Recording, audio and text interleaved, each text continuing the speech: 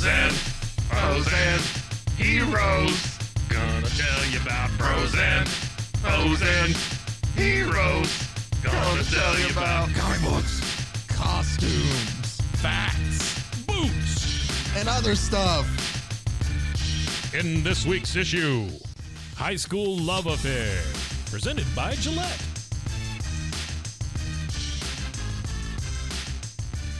Welcome into Bros, Foes, and Heroes. I'm Zach, joined as always by Man Wonder himself, Mr. Mike.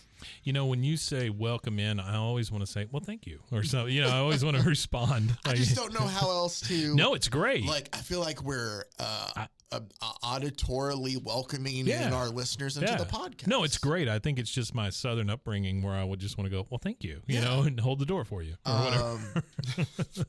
You're welcome. Yeah. So welcome in. You know Welcome. us. I've introduced us. Yeah. It's the same to us as always. That's right. This is the last episode of 2022, Mike. It is. Yeah. 2023 is going to be so much better. We always say that though.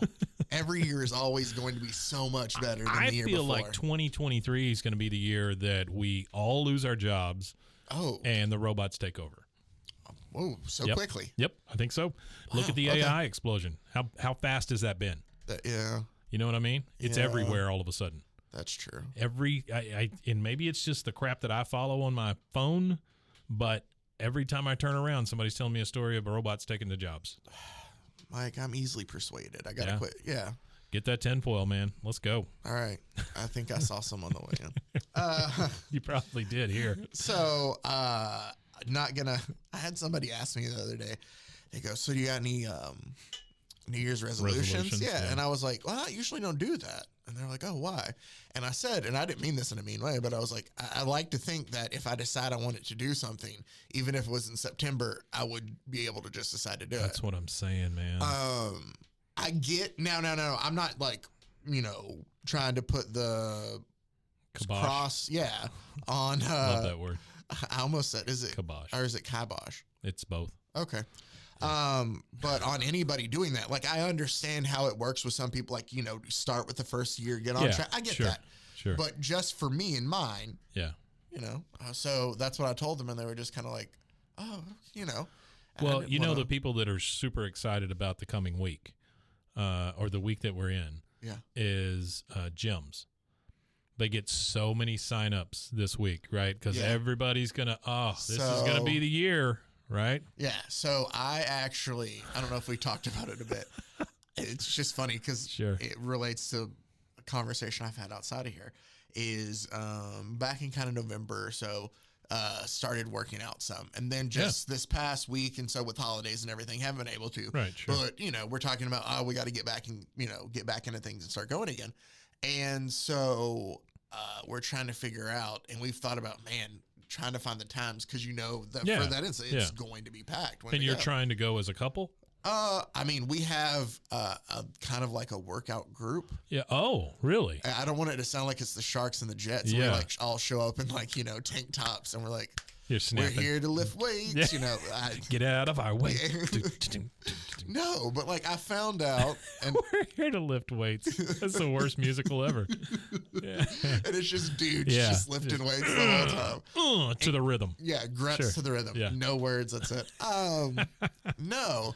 I found that it actually, kind of worked. Wow, you know what? That would make a good musical, though. You just call it grunt. Grunt instead of rent, it's just grunt. Yeah. I'm sorry. Go ahead. No, I was just making a point. It kept you accountable. Yeah, it kept me accountable. And so it's a couple of us guys that would go and, Yeah. Sure.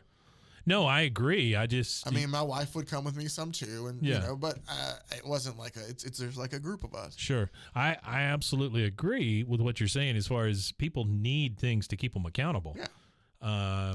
March is the month that people stop going.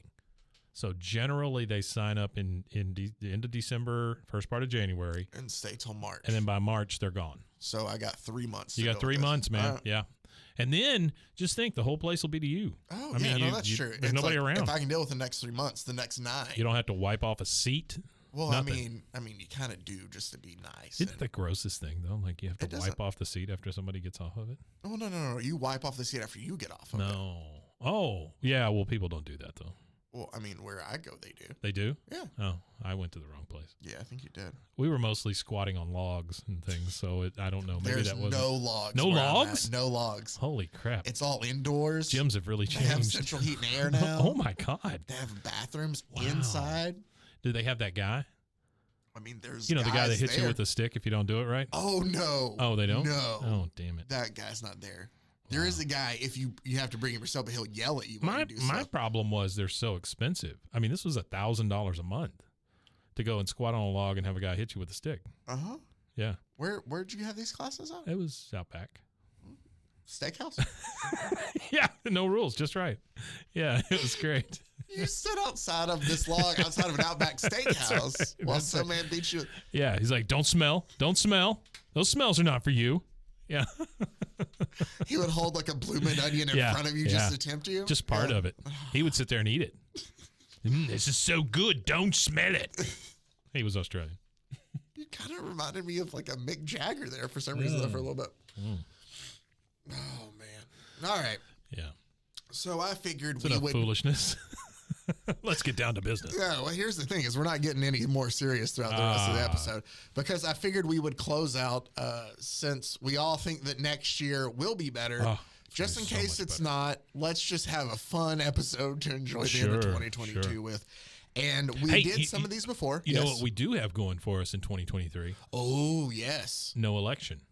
Oh, that's true. There's no election until 24. So we're good. What I'm saying is we're going to have them run the entire year and tell us why they're so great. Okay. Then 24 hits, and then we have to vote for them. Yeah. Gotcha. Yeah. I thought you were going to promote something coming up next year. Oh, no. Okay. Whoa. Well, I guess I can. I don't know. RoadCon 23. Boom, there you go. January 20th through the 22nd. Downtown Waco. I didn't mean to catch you off guard. Thank you. I appreciate that. That's the radio guy and you coming back. It is a little bit. Yeah. You got to plug when you can. That's right. You got to plug. Yeah. Yeah. We used to have. That's what this guy outside the Outback used to say too. You got to plug when you can. And I didn't know what he meant. Yeah. Oh, if it's, I'm thinking what I'm thinking. It was weird. Yeah, no, we used to have like, little line all over the place. There was just like little printed out lines of stuff because everything was sponsored by this, and it's just a reminder of you got taglines for everything. So was there any sort of like regimented thing, like you have to mention this, and this, or was it just like it's just around, so just mention it whenever you can? It was just around on a lot of it because it was just like make sure if you mention it to bring that up. Right. Like if somebody calls in on the hotline, it's the such and such hotline. Make sure to maybe mention so it'd be like, I've always wanted a hotline. Right. So people would call in and it'd be like, oh, hey, we'll go to the clean T-shirts hotline. Don't forget their T-shirts are always clean. Hey, Keith, what's on, something like that. Right, sure. Or then it would be like, and I'm just using these as examples, not necessarily, but you could have like Golden Chick dump of the day or whatever. Sure. Yeah. Or obviously, no offense, Golden Chick. Yeah, updates. You make me sick every time I eat there. I love Golden Chick. It really makes me sick. Okay. Well, half of us love Golden Chick. Golden Chick half dump of the day. Do you think that a restaurant or a place of business would ever be like, all right, you're our spokesperson, you're not? And split up like duo. Yeah, it's like we would do ads. You don't say a thing. Yeah, and I'd be like, hey, everybody, go to Burger King. Burger King's great. And you're just like, Burger King's the worst. I'm just over here just can't say anything. Yeah. No disrespect to Burger King. No disrespect to Burger King. They make a fine Whopper. Yep. Today's show brought to you by neither Burger King nor Golden Chick. So, what's Golden Chick doing making fish? You say that? Why are they making fish? You say that. This might hurt your feelings. I don't think it will. I won't. Their catfish is actually pretty good. Is it really? Yeah, I like it. I like catfish though. But they built a new Golden Chick out by my house. Yeah. I went there the week it opened. And got food poisoning. Well, that's because you went the week it opened. That ought to be their best week. No. That's any ought to place. Be their best no. I think that's any place. I think you give it some time to get the kinks out. Nothing ever starts out perfect. No. It's fried chicken. I can get that anywhere. Okay, well then why didn't you go somewhere else to get it? I do Give now. them a couple weeks. Now I go to Brooks Brothers and get my chicken there and my shirts. Have you? I don't know. I was thinking the place in Lorena, the grocery store. Brookshires. I was thinking Brookshires and said Brooks Brothers. Brooks Brothers. Brooks Brothers is a whole different thing. They remove trees. Oh, okay. Yeah, I don't think you're eating at a place. You ever get the chicken at a grocery store though? Yeah, like the fried chicken at a grocery store. It always tastes like rubber. Okay, did you? Like it's got this black taste to it. I guess let me go ahead and tease just so you know if you want to know what's coming up because we're about to. No, we're about to take a little dive out to left field before we get to it. But we did it once before with romance comics, and so I thought I would do some more today, and that's what we'll get into. But you bring up the grocery store chicken. Yes, I remember. Still vividly, like my mom would take us grocery shopping we would always go Saturday mornings. Okay. And it was usually around 10, 11, and we would be hungry. Sure. And she would go to the back and she would get, like at Walmart, and get a thing of chicken for us.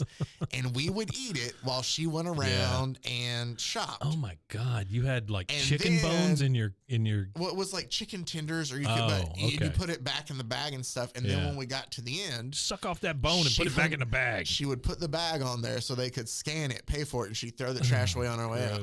Yeah. That's all right. Hey, whatever gets you there. I mean, that's, Did you enjoy the chicken? Lunch. Did you enjoy the chicken? I mean, it was food. They weren't too bad. That is not a way to answer that question. They had chicken tenders and potato wedges that are actually pretty good. Potato wedges are a fine invention by man. There's some gas stations that have decent chicken tenders and potato wedges. There used to be one here, and I went in there the other day thinking, I don't want to drive through any of these restaurants. I want that corn dog they make in some of those potato wedges. They don't do it anymore. No, I think I know which one you're talking about. It's all in the bags and stuff now, pre-prepared crap. I was like, oh my, it really. They used to have a little. Made me so sad. They had an actual little cooking stuff in there. Somebody manning the thing. Yeah, the one over by the golf course. Yep, that's the one because the radio station. Yep. So that's the one we always went to. Yes, they had those giant fat corn dogs. Yes. Oh, I got those plenty of times. Ooh, and their chicken tenders were on point. Yep. But their potato wedges were something else. Oh, yes. No more. Yeah. Dude, I think I even got like a chicken fried steak sandwich there once. Oh, I'm sure really you did. Good. Yeah. They had a full-fledged thing going on. It's gone? Yeah. Now, instead of being that thing where they step behind it, it's just like a warming lamp there. Yeah. Serve yourself, buddy. Oh, that crap. It's like that crap at Walmart, up by the self-serve where they have the hot food that sits there all day long. Yeah. And for some reason, they have shrimp bites. Just sit out. Never eat fish that's under a heating lamp. Oh my God. Well, this is even worse. It's shellfish. Also, I usually don't even like eating seafood if I'm not somewhere near a body of water that it could have came from. Absolutely. So I'll now there is one place here I'll go there. But what I get isn't even it's not a lot of seafoody kind of. There's a little bit, but if we went down to the coast for vacation or something, that's a whole different I eat thing. there, or so that makes sense. But the thing is, they probably don't even get their stuff from the coast. What I don't get is that we are obviously at least 4.5 hours from any coast, or the closest coast. Sure. How can somebody near me on the side of the road be selling fresh seafood? That's all I want to know. No, they can't. Out of the back of their car. And steaks, too. No, that's a poodle. All right, let's go ahead and get into some romance comics, Mike. And I have enough of this foolishness. Again. Some very great ones. I have a cured. Is that right? A cured for us? Acquired? Accrued? Accrued. Is that? I don't know. I've gathered Brought them to you for by us. Johnson's Accruing. Go there for a job. Our first story that we're going to get to is from a comic called Confidential Diary number 14. Ooh. That was printed back in September of 1962. Oh, boy. By Charlton Comics. Charlton. They make a fine chew. Pencils are attributed to Dick Giordano. Ink is Vince Coletta. Okay. Actually, decently known. Those are real people? Yeah. Okay, great. Our first story is called Always afraid they're Foolish Vengeance. Yeah. Okay. Our main character is the very pretty, very beautifully drawn Miss Faye Campbell. Okay. Now, Faye is called on in class by her teacher, whose name is Mr. Paulson. Is this high school? This is high school. Oh. So Mr. Paulson asks her very simply, can you please give me the past perfect? This is, because let me take you back to high school English. Yes. You remember being asked these questions. Yes. Would you please give me the past perfect first person singular of the form Take two. See what I mean? Would you please give me the past perfect first person singular of the verb to go? I don't even understand. To which she just kind of plays coy and she goes, golly, Mr. Paulson, I'm afraid it just slipped my mind kind of thing, right? Twirling her hair the whole time, chewing gum. Is. Yeah. And all the other girls are kind of like, she knows she didn't go out on town all over town at night.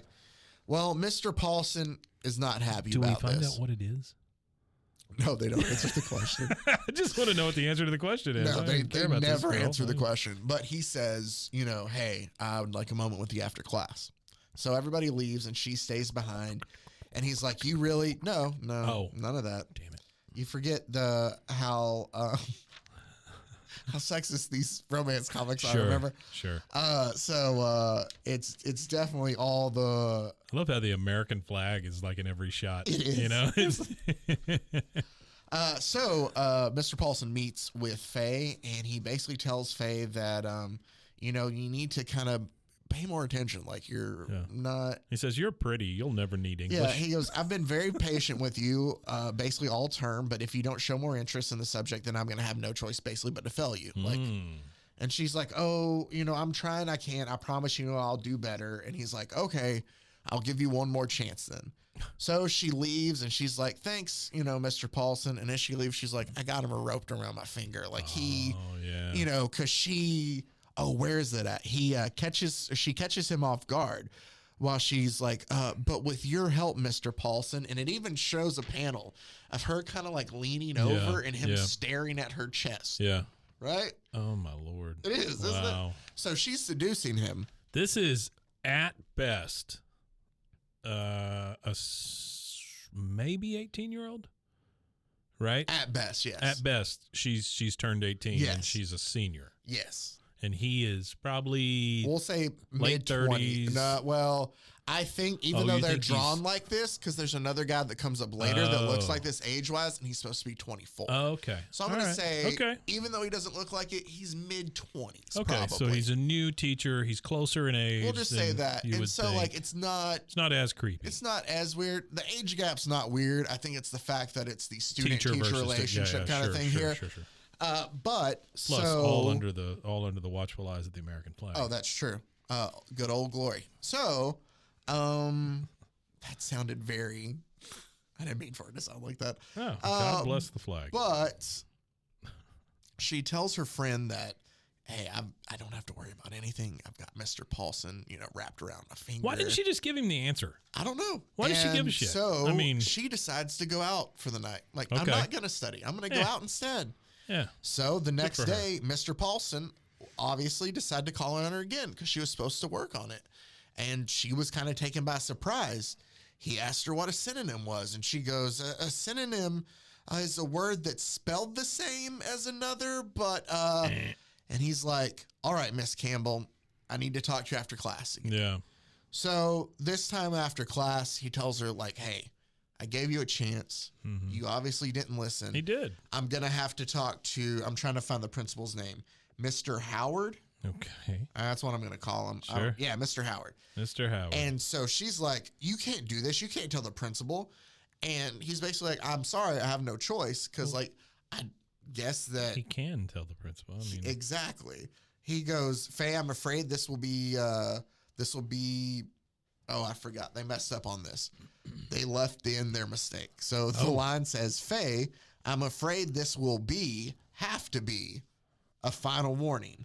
If you don't buckle down, I'm going to take up the matter with Professor Howard.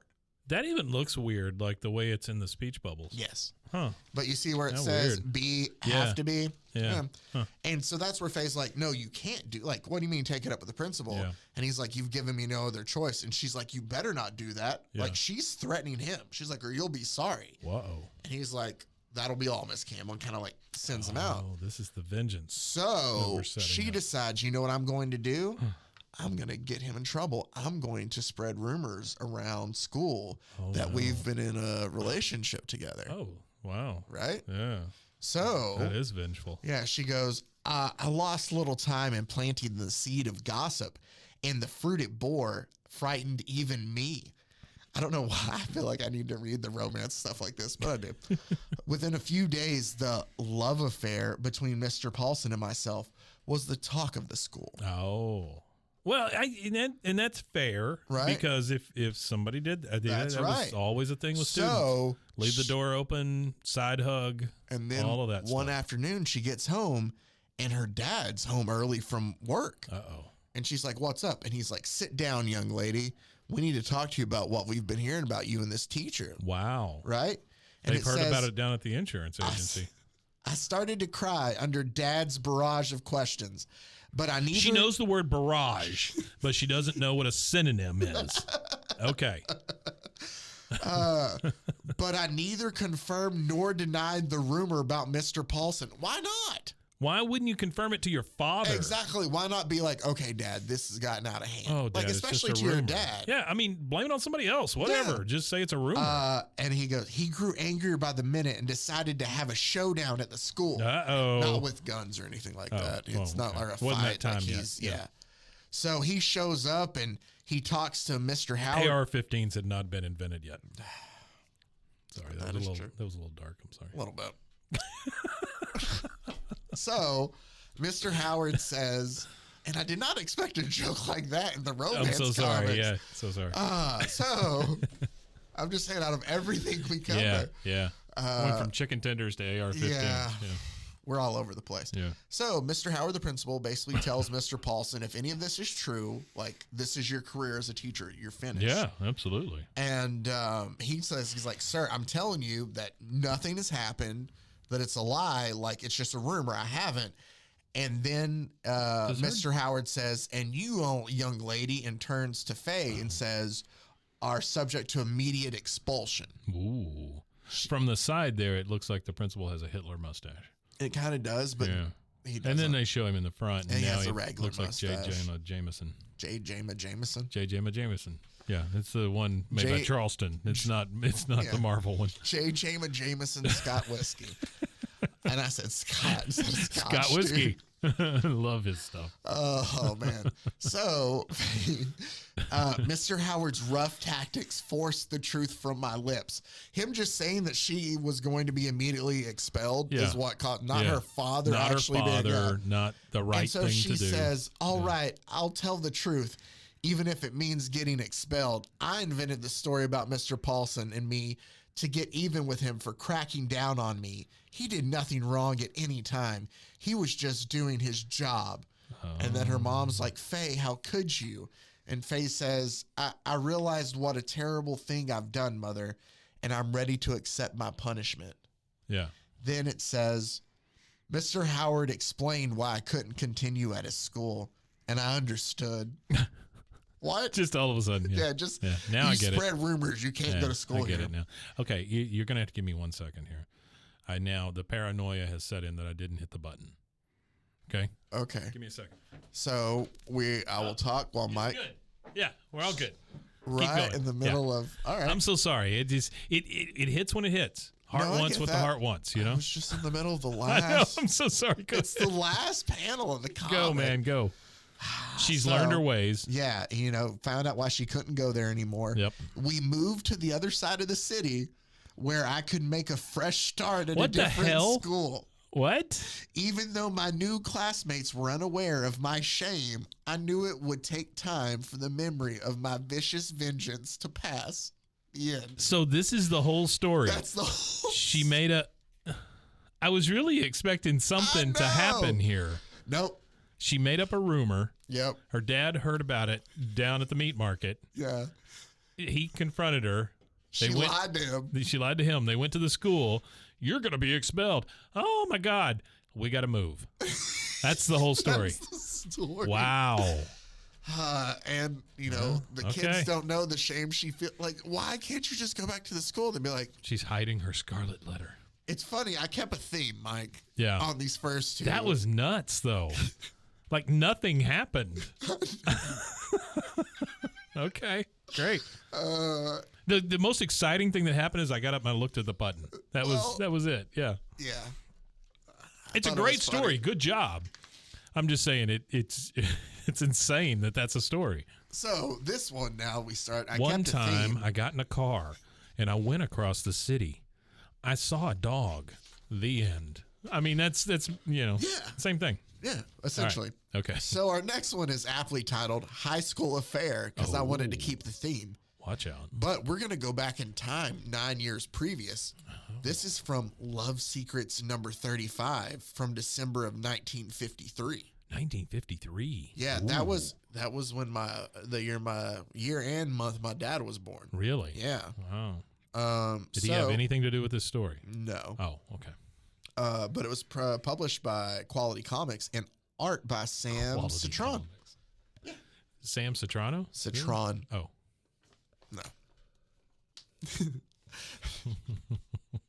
I don't know why that was funny. Mm-hmm. So it's funny to no one outside of this city. No one. Yeah. Oh man. So it all starts with our main character here, whose name is Julia, I believe. Okay. And so Julia has a crush, we'll say, on their English teacher, Mr. Dryden. Mr. Dryden. Mm-hmm. But I do find it weird because, here we go. This is how it introduces the story. What schoolgirl hasn't had the emotional experience of having a crush on her handsome teacher? Yeah. It's common enough for most girls, but suddenly one day it's over and you realize it was just part of your growing up. But with me, it was different. For I was genuinely, truly in love with my attractive English teacher. Oh, boy. And because... Another English teacher. And because I pursued him, I almost ruined his life by involving him in a high school affair. Whoa. So it takes us back to when Mr. Dryden showed up to teach. Okay. And it's funny, on the first day of class, it says...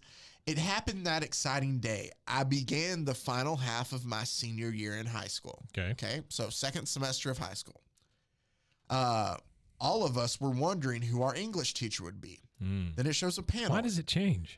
That's what I'm saying. Because they go, I wonder who's taking old Miss Foley's place now that she's retired. Why did they let her retire? She retired in the middle of the year. Year? She's like, screw this. I got to go. She's like, I went out on Christmas break. I'm not coming back. Maybe she broke a hip on the ice or something. I don't know. But here's what I love is Julia, our main character, already knows our teacher's name. But not only does she know his name, I hear it's a man. His name is Elliot Horace Dryden. She knows his first, middle, and last name. Horace. And then he's a man, obviously. Man. If Elliot Horace Dryden didn't help you out. Elliot Horace Dryden. So EHD. They think, he's going to be so drab with a name like that. Sure boring, he is, right? yeah. So he shows Elbow up. patches. He shows up, nope, total hottie, right? Uh-oh. I know. Oh, how wrong we were. Is this him? For in walked the guy in the suit. Yeah. For in walked a tall, attractive man who couldn't have been more than 24 years old. Oh, there you go. That's what I was saying about He age. looks like the guy in every one of these comic book ads. That's like the Charles whatever. Would you like to learn? Dude? Well, either that or learn to make a typewriter work or whatever. That kind of thing. Yeah, he looks like that guy. He does look like that. Yeah. So looks like a typewriter salesman. She starts. Those typewriter salesmen. All those typewriter salesmen. She starts to daydream in class about Mr. Dryden, and the guy she was hanging out with. What is she daydreaming about? Like, it doesn't say. It just says, I wonder if he's married. Of course he must be. Oh, okay. Every girl would, she's just like thinking about that about him. Okay. And stuff. And so this guy she was hanging out with before named Chuck, who's this redheaded guy who's kind of a butt through all the story and wears a sweater with a giant T on it. Don't know what that's for because his name's Chuck. Yeah. But well, his name's really Theodore. They just call him Chuck. Yeah. But he kind of bumps up in her class and he's like, "Hey, Julia, how about a spin in my jalopy this afternoon?" Oh, boy, jalopy. "Will you meet me like always?" And she's like, "Oh, yeah, sure, I guess, Chuck." Like, she's kind of all just lost in Professor Dryden. Well, freaking Chuck. So scumbag. Our teacher, he's not a professor. So Mr. Dryden stays after class to talk to the girls. Yeah. And Julia stays and goes, Just talk to the girls? Well, like the girls had stayed after class to talk to them. Oh, I see. Sorry. Okay. And so they're all leaving. All the guys can go. Girls stay, please. I need to talk to you. And Mr. Dryden's like, "Oh, you're still here, Miss Gibson?" Julia's last name. Miss Gibson. And Julia says, "Oh, yeah, no, I just wanted to welcome you to our town, and I hope that you and your wife, will like living here." And she's like, fishing. She's fishing. Yeah. And he's like, "Wife, I'm not married, Miss Gibson, not even engaged." Oh. And she's like, "Oh, that's wonderful. I mean, excuse me." And she runs out. Sure. And she's like, "I made a fool of myself in front of him." Boy, did you, Julia. Right? She has nightmares about that, You about him goober. laughing at her, just saying, "Ha ha." Ha ha ha. It's just him laughing at her. What a nightmare. Ha ha ha ha. So he thinks that, or she thinks that he wants nothing to do with me. I'm acted like a little, girl. Well, she did kind of. Yeah, sure. Yeah, but he never referenced the incident to her after that. Like, she thought he would say something, never did. Yeah, but yeah. She thought that he kept like staring at her, kind of like if he was gauging her for something, right? Gauging her. Days passed, agonizing days for me. I couldn't damn the emotions welling up inside me. I couldn't damn the emotions? Wow. And so I unburdened my heart to my best friend. "Oh, Dottie, I've got it bad." Dottie! Sob. So she tells Dottie like she's got a crush on the teacher, and Dottie's like, yeah, everybody does. It'll pass. It's cool. Sure. You should go back out with Chuck. So she's like, yeah, okay. So she goes for a spin in that old jalopy, and they go out to some like make out cliff area. It doesn't say that, but just based off the area. Yeah. And they go in for a kiss, and she just says, "It's just like a kiss, nothing more. A juvenile kiss that means nothing to me anymore." Yeah. Right? She does not care about Chuck nor his kisses anymore. Oh my God. Does Chuck get handsy? No, Chuck doesn't. Oh, well, good not for with Chuck. not with Chuck, or not with Chuck. Chuck doesn't get Chuck doesn't get handsy with himself. He might. It doesn't say. I bet Chuck does get really handsy with himself.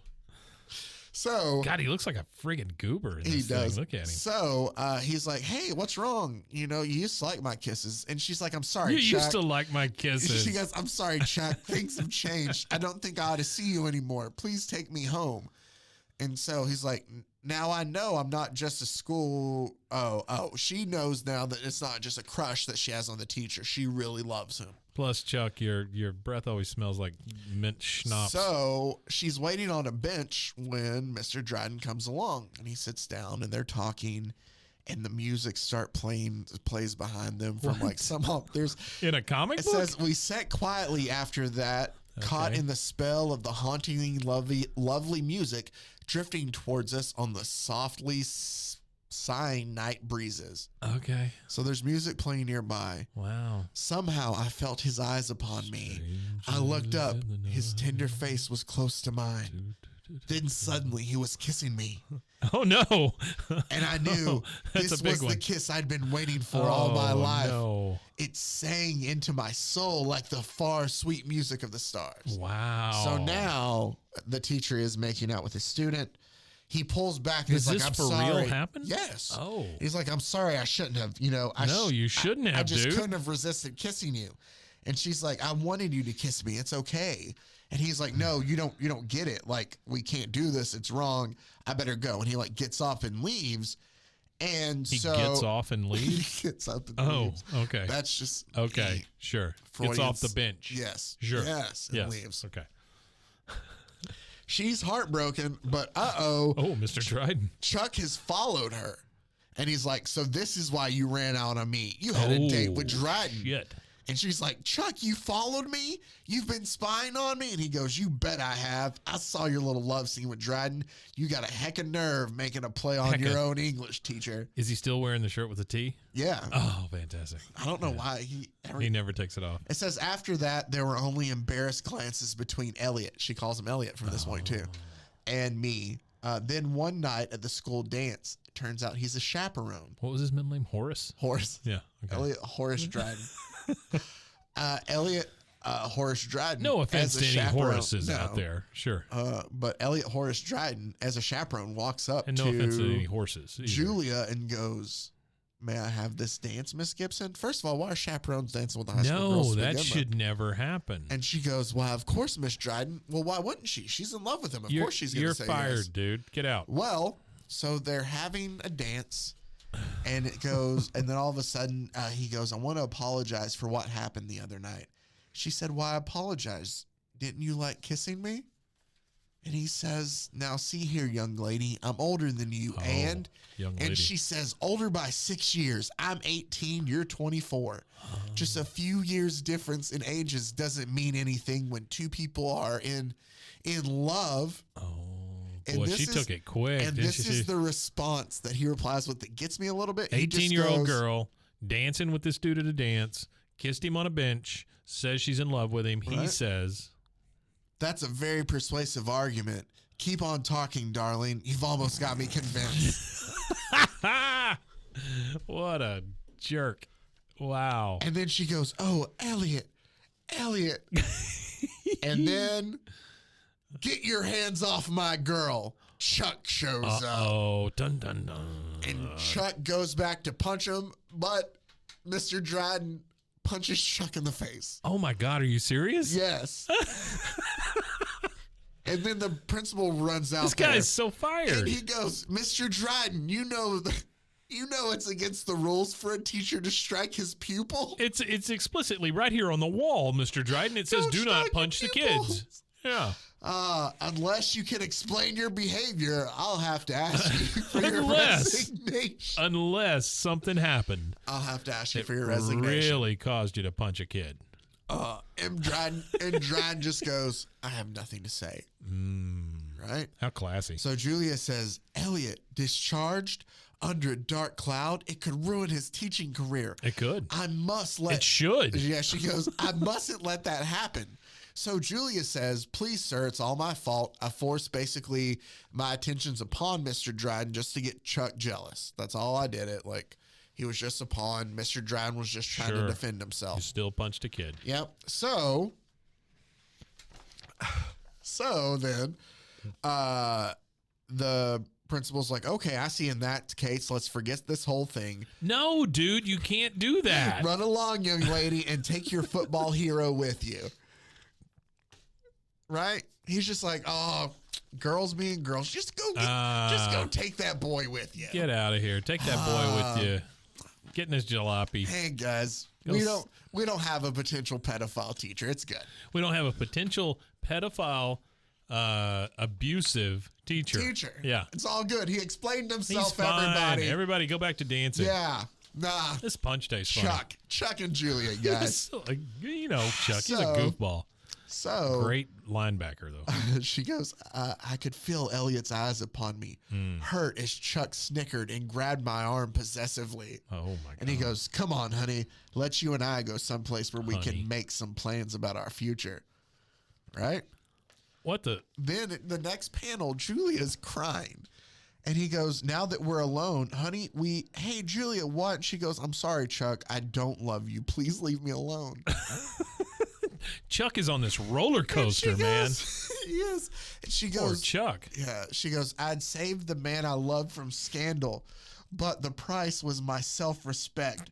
The realization I'd lost Elliot forever. She's got to move across town. That's what happened to Faye.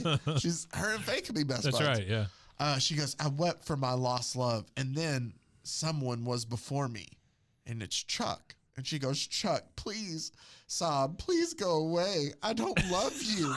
It's no use, God, Chuck. Poor Chuck. And Chuck goes, I know. I didn't like Chuck, but now I feel really bad for Chuck. Well, Chuck just goes, I know, ... Like, He's like, I don't love you. And he's like, yeah. She didn't just say, I don't love you. She said, go away, Chuck. And he goes, but that's why I brought someone else with me. Oh. I made him realize what you'd done for him. And he brought the effing teacher with. He brought the effing teacher to Julia's house. And she goes, Elliot, yes, Julia, I should have realized before that your confession to the faculty head was only to save me from being discharged. Oh, you silly teacher. Well, no shit, idiot. We were all there. And then he goes, if you don't mind marrying an old man of 24 when you graduate school, well, you got to graduate first. I'll be waiting. Yeah. And she goes, oh, Elliot, darling. And then. Is Chuck watching this whole thing? So Chuck actually closes out the story. So it's a background of the two of them kissing. Yeah. And Chuck's in front of us, kind of like a narrator in a way to close it out, you know. Sure. And he goes, what do you know? Looks like you'll be getting 2 official documents soon. A graduation diploma and a weddings license. Oh my God, that's gross. That's so gross. See. Yeah, well, Chuck is like, screw it. Okay, well, that's great. The end of that one. So I think this is a perfect spot for us. You know what? This is also a perfect spot for us to take a break and maybe give Chuck some time to say a few words. Think about his actions. Well, maybe, go play matchmaker for other people. We'll be right back.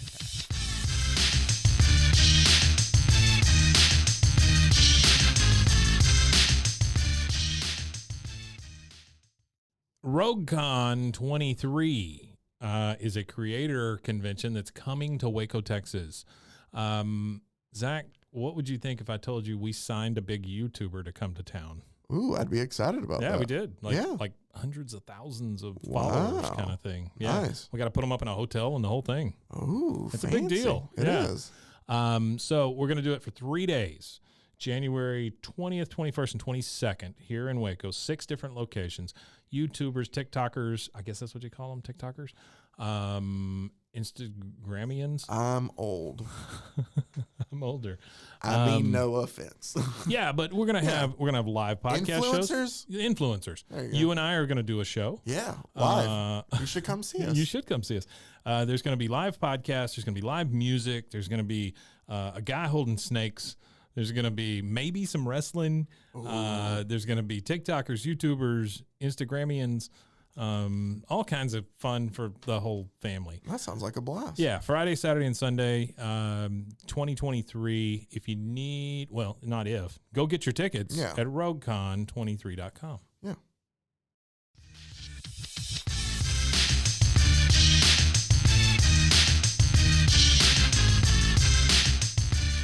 Welcome back.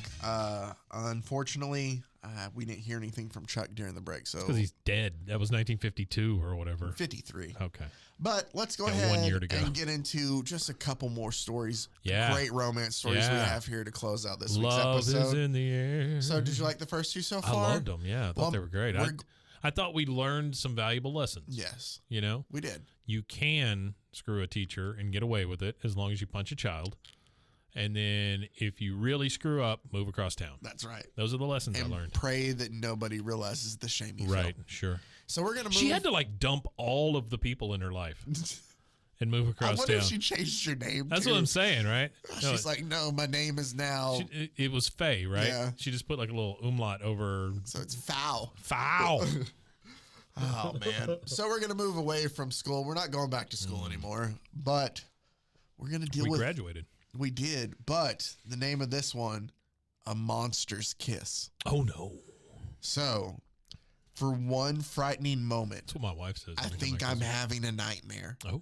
This leering ogre can't be my darling Derek. I've never seen Derek disheveled or even slightly mused. Never seen Derek Clark without a shave. Derek Clark. Never seen Derek, my beloved, with this stupid, vapid expression, with bloodshot, shadowed eyes. This can't be the man I married. I will tell you this: all of these women in these, The guy's in his pajamas and he's just and he has stubble. Terrible. That's it. All that. That's really all it is. Because he woke up and did not shave. But these women in these stories, they are very well spoken in their head. Oh yes, in their head. Yes, very well spoken. Now, when they speak to others, not so much. It comes out as gobbledygook. Yes, but when they think, oh, fantastic, perfect, yeah, great stuff. So essentially, yeah, he wakes up and she goes, you're horrid, whatever or whoever you are, go away. And he's like, do you know, Miss Clark? You talk in your sleep, is what he tells her. He's like, I just got up. What do you do? Yeah. What do you want? So he like goes in for a kiss. And she says that she would sooner kiss a rabid ape. She doesn't want to kiss him. She pushes him off. That's a big leap. She goes into the bathroom. She slams the door. She goes, I'm never to unlock this door. And he's like, Cleo, darling, let me in. Cleo. She's so upset, right? And distraught about this. And she goes, I never dreamed it would turn out this way. What a mess. Was it only yesterday I walked up the aisle? I trembled with joy as I waited for his kiss. I was Miss Derek Clark, his wife. You still are. And I gloried in that knowledge. You're the most beautiful bride in the world, Miss Clark. And she says, I hope you'll always think so, darling. If I'm not the most beautiful, I am the luckiest. Then we flash back to our current situation. How long do you think it's been since the wedding? I know, this is honestly the day before. Because they're really? Yeah, this is the day after. Oh, my God. Come on. Yep. And so it flashes back to our current day, and there's a pound on the door, and he goes, hurry up, sweetie. It's almost 11, and I already ordered a big breakfast on the table, like on the terrace. And she goes, he doesn't have to yell. There's nothing wrong with my ears. Oh, my God. Like, what is wrong with this girl? And just because of all this is the voice I feel like she has, and we'll see here. So she goes, his manners were always perfect before we were married. But since we've arrived here, and it kind of goes through their stories. Yeah. Essentially, he didn't open the door out of the taxi for her once they got to the airport. God. At the terminal, he asked her to carry a bag. What a rabid ape. It says, can you carry the little one, beloved? We'll be here for an hour if we wait for a porter. Right? A porter. He must think he married a pack mule, is what her response is. Wow. Then he goes, he showed absolutely no consideration at all. And it shows them like going to the taxi. And he's like, come on, slowpoke. And she goes, he should have married a racehorse. Then it shows them in the back of the taxi. That's illegal. And it is. And he's wrapped his arm around her. Yeah. And he goes, we've got a suite reserved, cute stuff. I'll be glad when we can get somewhere and take off our shoes and relax. And she goes, keep your shoes on, Tarzan.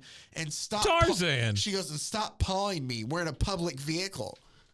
Wow, this is one entitled lady. Right. Yeah. But yet it's all him, though. But she's so lucky. Well, no. But now she's not. No, now she's not. Like 10 minutes later, she's not lucky. She's like, by the time I finish my shower, put on my face, and don my choicest daytime dress, I've decided this is normal for brides on the first day of their honeymoon. So I joined him, intending to forgive him. And it shows, Derek, you beast, why aren't you shaved and dressed? Because he's wearing just like a long sleeve turtleneck and he still hasn't shaved. Yeah, sure. Just wait for the payoff for this, Mike. Okay. And he goes, I'll shave tonight, sweetie. Sit down. I'm starved. And she's like, I will not. I refuse to talk to you while you look that way. What? Right? How long is it? Again, how much stubble? I don't. It looks 5 o'clock shadow. This guy, like. And she goes, you're impossible. And he goes, impossibly hungry. Wow. Doll, hurry back or your eggs will get cold. Like, he's just like, I don't know what's up with you. Her eggs have been cold for a while. She goes, if he comes after me, I won't speak to him. And then she's like, the beast, I won't forgive him very quickly. He's afraid to talk to me. That's it. And then like she's waiting for him to go. He's not. I would be afraid to talk to you too. And then she goes, oh, the beast, he doesn't even care if I get hysterical. And it shows him still out on the terrace, like drinking coffee. And he goes, Cleo, when you've got a moment, we'll discuss our plans for the day. And she goes back out there and she tells him, I won't go anywhere with you until you shave. And that's final. You should have an itinerary. And he's like, Cleo, if you listen, you'll avoid a lot of heartache. And she goes, my wishes don't mean anything to you. Now that we're married, is that it? And he's like, don't be silly, Cleo. That's not it at all. And she goes, silly, is that what you think of me, Derek Clark? Yeah. And he's like, relax, Miss Clark. I think I'll go fishing or something. I'll see you later. Like maybe he's like, I'm going to diffuse the situation. Second day of marriage, I'm going fishing. No. She goes, this can't be happening to me. Derek loves me, and I love him. And I hate with fish. or without a shave. Like, so he stormed off, and she's like, I love him even if he doesn't shave. Well, then why was it a big deal? What is the deal with this woman? This is a whole... So then she goes out to see him fishing, and she goes, Derek hadn't gone far. So after all of this, she follows him out there. Yeah. Derek hadn't gone far to the island canal where he seemed to be enjoying himself catching a fish when I finally found him. The island and canal. she goes, he doesn't see me. He doesn't care about me. He doesn't think you're there. So then she sees him. She goes, I won't let him see me watching him.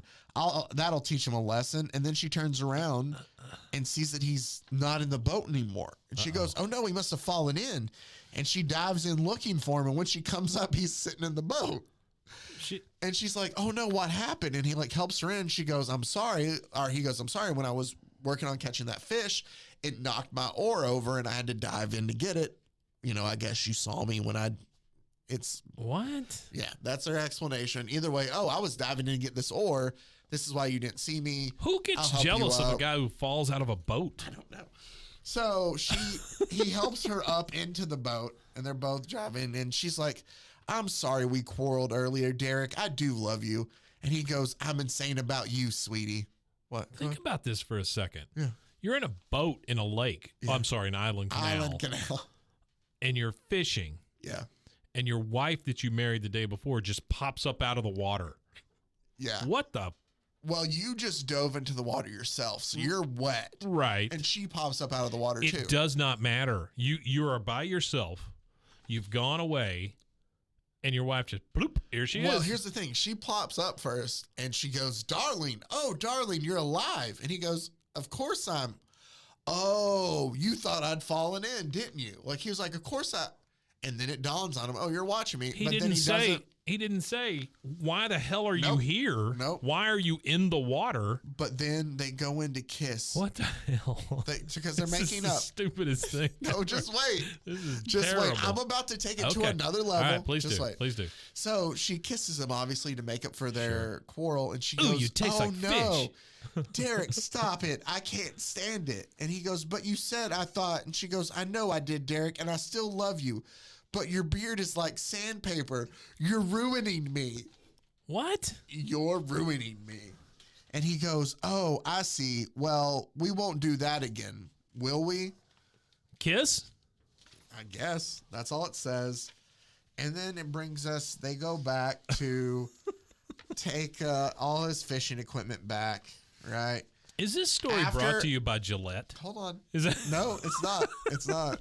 After changing into dry things, Derek took me to a very nice restaurant for lunch, but he still looked like a raunchy caveman. Raunchy. Yes, I'm still angry, Derek. Don't you know how you look to others?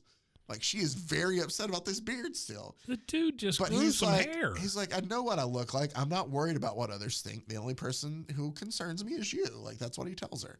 And she's like, if you were concerned, you'd at least shave. Yeah, you ape. Right? And he's like, she goes, oh, he, making a joke, says, this is the worst day we've had in our married lives because it's the first day in our married good lives. stuff. And, Ha ha. and Ha she ha goes, ha ha. he thinks he's funny. And he goes, cheer up. Things could be worse by tomorrow. Sure. They probably will be. They will be, yeah. Yeah. This lady will make sure they Right? are. And Yeah. she says, I wish he'd stop being funny. I almost laughed just now. Right? What? Yep, that's what. and I then- hate laughing. Well, later we're going for a very expensive restaurant, or to a very expensive restaurant for dinner. But I feel more like going to bed for a good cry. Then go to bed. And she's like fixing her dress, and she goes, "Today has been absolutely horrible." I was really hoping you'd say horrid. Yeah. Well, then There's something about people who say horrid. it was absolutely horrid. There's a better. See what I'm saying? Yeah. Then she's outside crying against a palm tree, and she goes, I was in love with him yesterday. How can love die so quickly? And then you hear Miss Clark, and we see Derek clean shaven. And he goes, I believe we've got a date tonight, beautiful lady. That is, if you can stand being with my company. And she goes, oh, darling, you finally shaved. And he goes, or she goes, you're so smooth, darling. And he goes, enjoy it. They say darling a lot. Yeah. Enjoy it, darling. I had my reason why I couldn't shave this morning. Are you ready for why? Yeah. Why? So they kiss, right? Because they can kiss now. He doesn't have this beard. Finally. Derek says, in the past few weeks, I'd been shaving twice, sometimes 3 times a day, and I had to go to a skin specialist. He ordered me to stop shaving that frequently. In fact, he said I'd be healthier if I'd grow a beard. Come on. And she says, darling, I'll love you if you have whiskers down to your knees. I'm sorry I've been such a ninny all day. No, she won't. No, Don't she lie will to not. him. The minute you grow any hair on your face, she's going to turn into a horrid, horrid person again. And then she says, first quarrel. This is how it ends. First quarrel, my fault, mostly. My bad. And Sorry. next time, I'll wait till I know all the facts before I blow my cool. What a weird story. That is like the weirdest thing we've ever. I mean, we've had guys who made out with their mom who then bore them. Yeah. But this is the weirdest thing. Like it's the fact that I have a little bit of stubble. It's like she's face blind or something, right? Yeah. You're ruining me. You ruined me. You grew a hair. But then he's like, hey, my skin doctor said I'm shaving too much. My skin doctor. A skin specialist. He says I need to not shave as much. I was shaving 3 times a day. And says, who shaves 3 times a day? Nobody. If you do, you have an issue. Yeah, you're like taking skin off. That's what I'm that saying. Point. Yeah. So he's like, I'd be healthier if I grow a beard. And she's immediately like, oh, yeah, I'll take it, whiskers down to your knees. But you're lying. No, she's absolutely lying. And the fact that they didn't have Gillette or somebody sponsor this thing, that's a real missed opportunity in my eyes. This lady. So I thought that was just shaved. Our marriage is better. Yeah, but yet she's cool with a beard. I want to show her the hair that I grow in my ears. Let's talk about that. She would. What monster have I married? Yeah, he has hairy ears. So we're gonna get to our Do you have last the ear story. Hair? You have the problem with the ear hair? Mike, I'm 33. No, I'm not.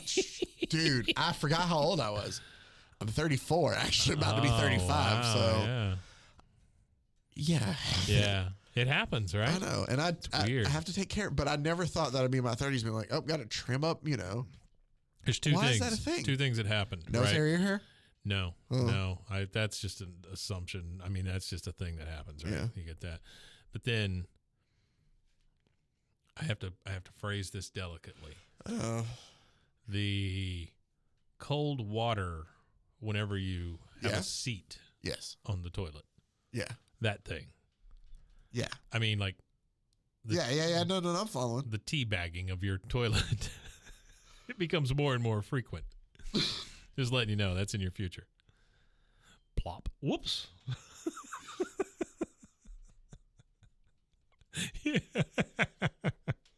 Yeah, that's a thing. It's rough. Oh, man. That is the worst feeling, too.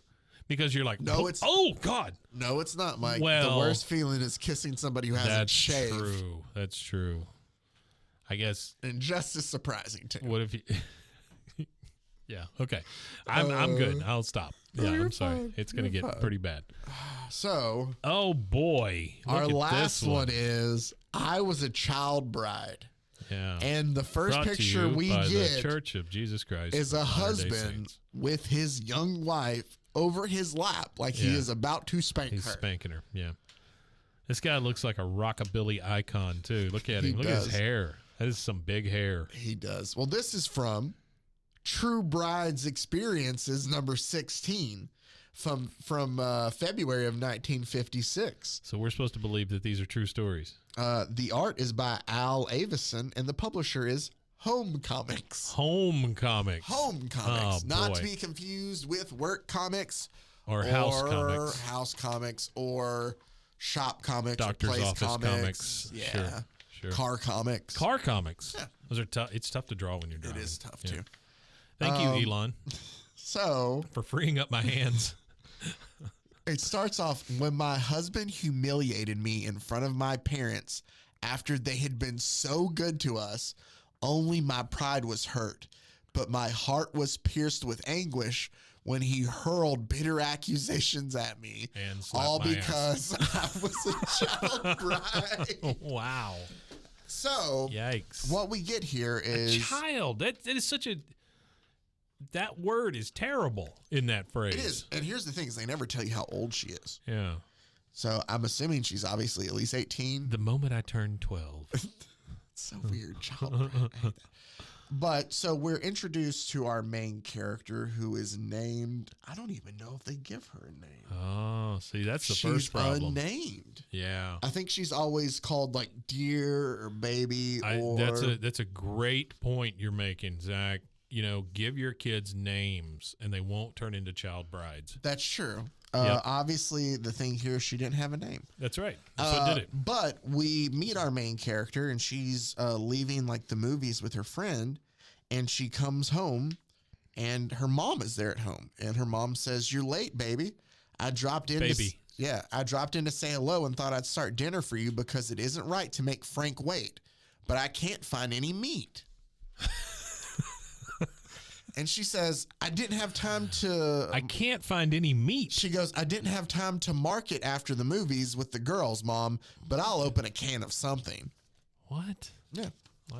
So... Poor Frank. His mom tells He's her, got no meat. You're not being fair to your husband, Lucy. Lucy's her name. Lucy, there it is. You're not being fair to your husband, Lucy. He deserves a home-cooked meal after working hard all day. And your father tells me he is working hard. Frank's a fine boy, and you should. And she goes, Mother, I can manage my own affairs, thank you. After all, we've been married almost 3 months, so I think I know how to handle my husband. I've seen him unshaven. But to set this up, so Lucy and her husband is named Frank. Uh-huh. Her husband, Frank, works for her father. Okay. Okay. At her father's factory. It is the shop or whatever. The shop. He's been working really hard. It says something. It mentions it later. Yeah. Whatever his father's business Whatever is. he does, they can't afford meat. You know, well, no, they can't afford meat. She was just too busy going to the movies with her gal pals to pick up anything. Oh, yeah. So she couldn't market. So she's just going to open up a can of something for him. You ever heard anybody say that? Hopefully not whoop ass. Sorry, I couldn't market. No. What? Well, just here. Yeah. Whoop ass. Well, it did not go unnoticed. Thank you. No, because she goes, I'll open up a can of something. Yeah. Whoop ass. Yeah. Thank you. Stone Cold liked it. So... her mom apologizes and says, don't be angry, baby. After all, you're only... she's only 17. She is a child bride. She is a child bride. You're only 17. She's a teen bride. And mother's advice can be helpful, you know. You've always welcomed it. Okay. She's 17 and she's been married for 3 months. Yep. So he gets home. That means they had to sign off on it probably, right? Yep. Unless you're in Mississippi. Or where... I mean, certain states, I think it's 16. Sure. I don't know how Yeah. I think here in Texas it's 18 though, right? Or is it 16? I think it's 18 here. I'm almost positive. So, I know all of my wives were over 18. Okay, well that's good.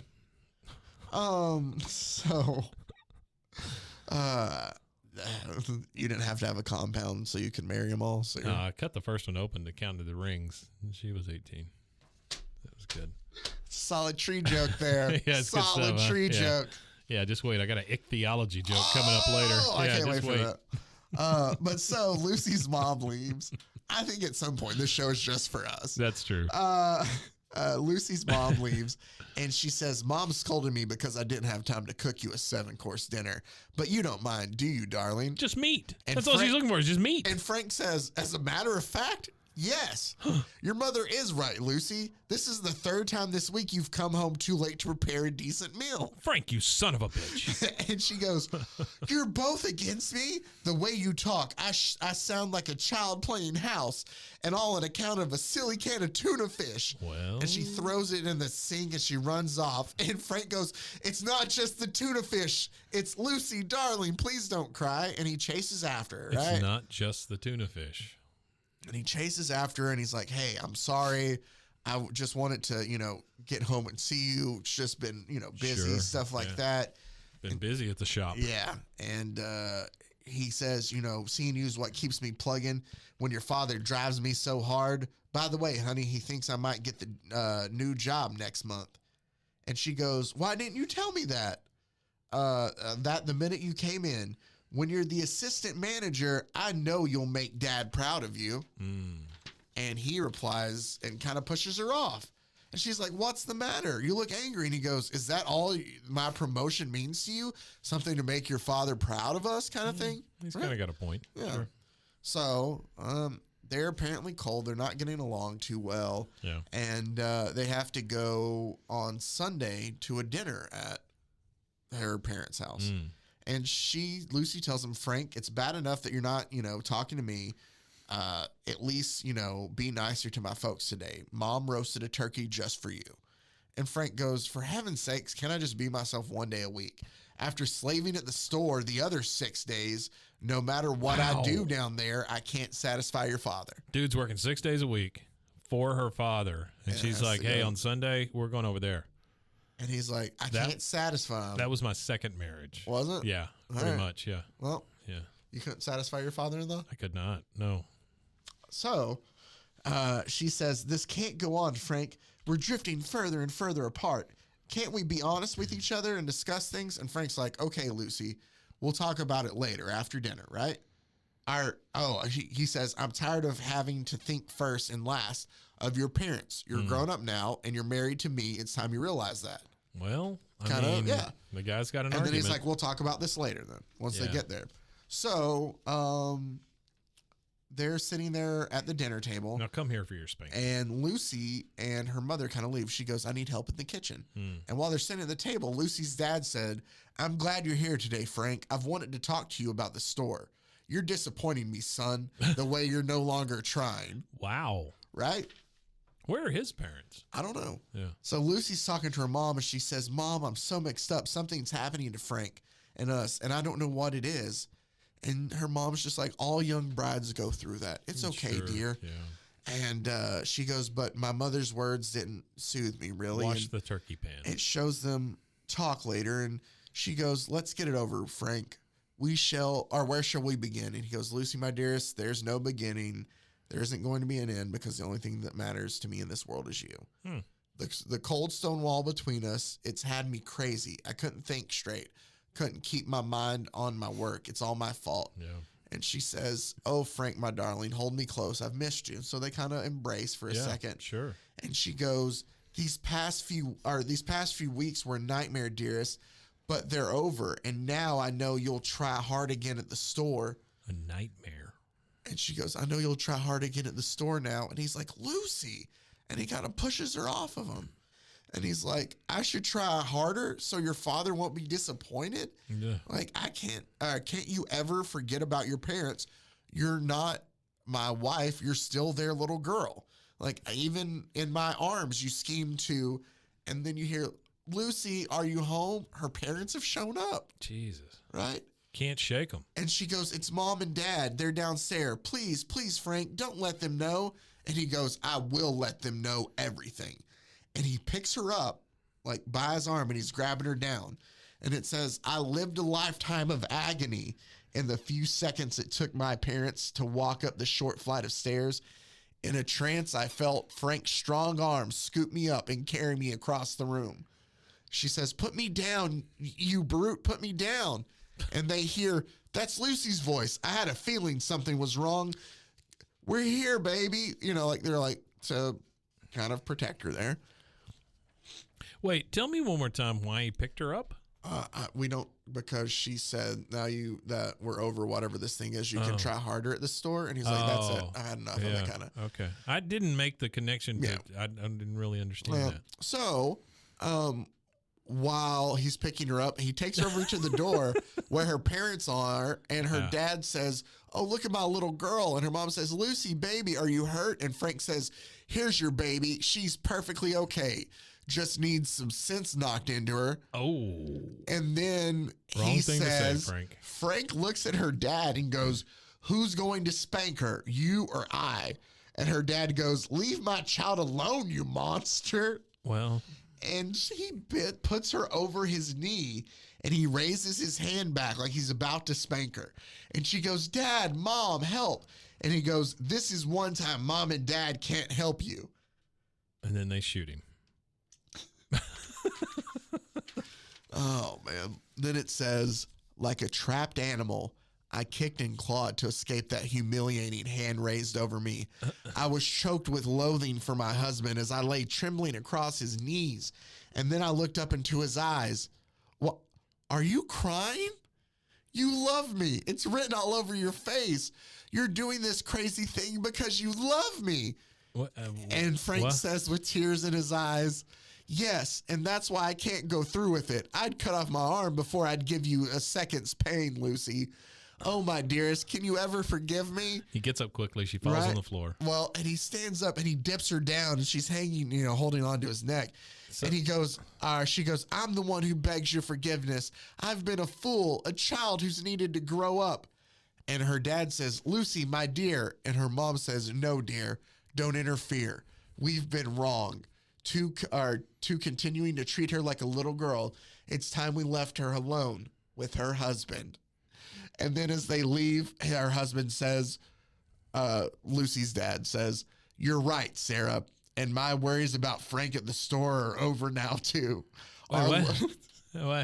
Our little girl, his wife, is all the incentive he needs. And then she says, there's so much I want to say, darling, but you said it all once. The only thing in the world that matters to me is you. Wow. Okay, so let's talk about the lesson we learned from this. Okay.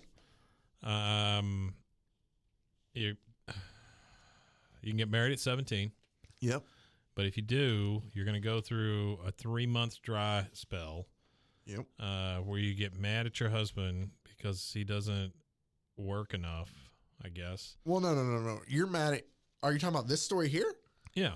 So the way I took it is essentially your husband's upset because everything you do involves mom and dad. Well, and I kind of get that. Yeah, sure. And it's like, even he works for your dad 6 days a week. Yeah, 6 days a week. 6 days a week. Mm-hmm. And your dad is on him about everything. Like, hey, I don't like the way you're working. Like, he's just getting, hounded all the time by your dad. And you're like, hey, maybe you can start trying harder. Maybe you can do this. Like, I get why he got upset in a way. Like, obviously, wrong way to handle it. No, I felt like akin to Frank until he picked her up and carried her across the room. You never did that? No, I can say I never did that. Well, and there is one panel here where she says, it's mom and dad. They're downstairs. Please, Frank, don't let them know. And he goes, I will let them know. And then he picks her up. Yeah. So I don't know if his intention was, I'm just going to throw her at you. Maybe. Well, no, like, who's going to, spank you or spank her, you or me? Like, it's a weird thing to also that is so weird. Ask. He's also wearing a bow tie the whole time. Frank's kind of a weirdo. Frank's got big hair. Frank does have big hair. Well, that was enlightening. That was some romance comics. Yeah. I thought that was a good, fun selection to close out the year. Yeah. Yeah, I love a good spanking to close out the year. That's great. One to grow on there, Mike. One to grow on. Boy, do you remember that? Yeah, Yikes. I do.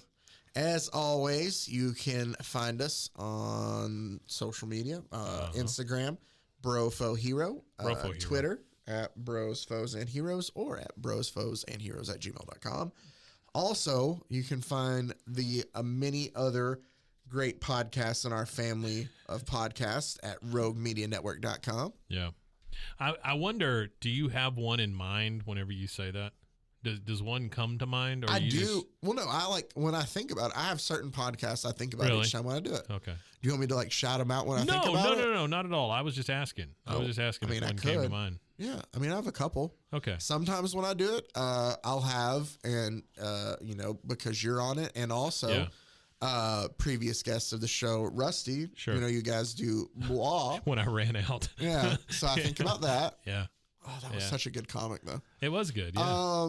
So I think about that. And then, sometimes I get here and I run into the Bloody Happy Hour that's true. girls, I'm sorry, women. Ladies.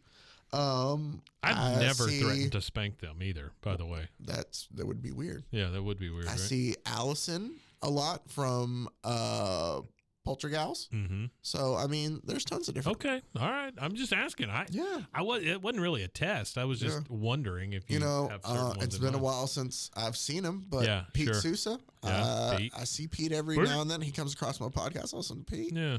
So yeah, good old Pete. We got a lot of great stuff. The Long Box, another. I could just keep. What do you want me to do, Mike? You're doing a great job here. Selling stuff on this. You did a great job, and none of them are even on the wall or anything. You're not like having. This is a total pull from your brain. No, like I'm happy. I'm happy and proud to be a part of the Rogue Media family. I felt like I got very politician-y there. Yeah, it's like almost George Bush. Like I am very. I love how you just have like the part of the thumb. That's the Clinton thing. He started that, right? I think so. Okay. Or at least that's what I always see it with is when people do it. That is, I guess it's non-threatening, but it makes a point, right? And what we're talking about is like you make the fist and you just have the thumb barely sticking up. It's like, well, I know why Bob Dole did it. Because his arms were dead. Yeah. Right? Uh-huh. They just remember when they used to stick a pen in his hand and he would just be like, oh, I got a pen. I'm Bob Dole. I remember the first election I ever got to vote in. Not the actual first election when I turned 18, but the first one I remember voting in was the 96 presidential election race when I was in 4th grade. I'm sorry. 96. I got to vote when I was in 4th grade. Was I in 4th grade? No, I was in... Wait, you voted on it in school? Is that what it was? Maybe 3rd grade, but yeah, they had the election and we got to vote on it. It's almost like Valentine's Day or whatever. I'm sure I voted for whoever my parents probably talked about, but still. Sure. I didn't know anything. 96. Who would that be? I never do that now. I can tell you who it was. It was between 3 candidates. It was Dole, Clinton, and Perot. Oh. Ross Perot actually got votes in our 4th grade class. I do remember Sure that. He did. He was a big deal for a while. Well, all I remember is big ears. Do you remember Dana Carvey's Ross Perot? Yeah. I have seen that. I thought you were going to say, do you remember Dennis Kucinich? And I was like, yeah, I guess I do. You remember Dennis Kucinich? What a ham. I remember. All right. That's it. We got to get out of here. We got wives waiting for us. That does it for us as always. And as always for you guys, we appreciate you taking the time out to listen. And until next time, stay safe, everybody. I'm going to go home and rub my stubble all over my wife's face. I married a monster. Got a gun.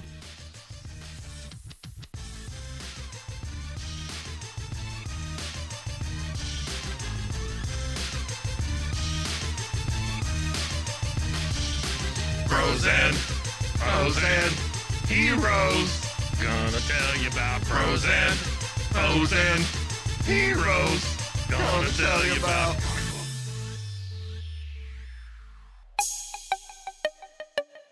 This has been a Rogue Media podcast.